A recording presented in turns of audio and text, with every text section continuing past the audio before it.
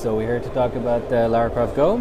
So this is the second installment in the GO series, and maybe you've played Hitman GO. Basically, the GO concept is to take a franchise that we all love, like Hitman or Lara Croft, and to really boil it down to its core essence, right?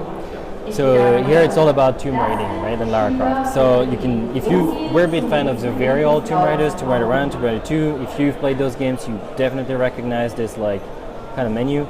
And if I go through the notebook, and I can start here with, you know, the first level. So what we do with the GO game is really trying to play this classic Tomb Raider epic adventure. But with very simple, very accessible gameplay. Super minimalistic, super easy to play, very bite-sized. So it starts here in the jungle, as it always does. We're really playing with the tropes of classic Tomb Raider adventure. And as you'll see, I can just swipe and she moves. Super easy. She does all the legwork for you, crazy acrobatics, with just a little swipe. And the story basically is here, you're here to get an artifact, and for that you need to enter some kind of temple, but the entrance is not that obvious. It's actually this little rabbit hole on the side. Here you can see she climbs, which is something new we added from Hitman GO, because of course Lara Croft, she's a climber, right? You had to have the climbing. And in every level, all you need to do is just like go down and just try to reach for that little shiny spot.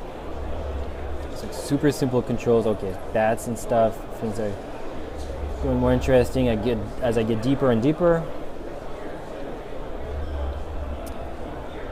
So here is my first challenge. Can't cross. However, what I can do is use this kind of like ancient mechanism, and I can create a path for myself.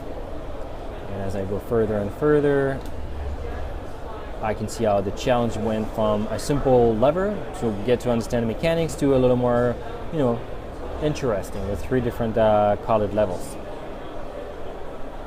So I use this other lever and this one, and I create a path for myself to reach that 3rd lever over here, and hopefully will bring me through. But as I walk, I realize something in the back just got awake. Can't say too much about it at this moment, not to spoil it, but definitely something to try this to keep this artifact from being stolen. So let's try to create the passage, and I can go forward.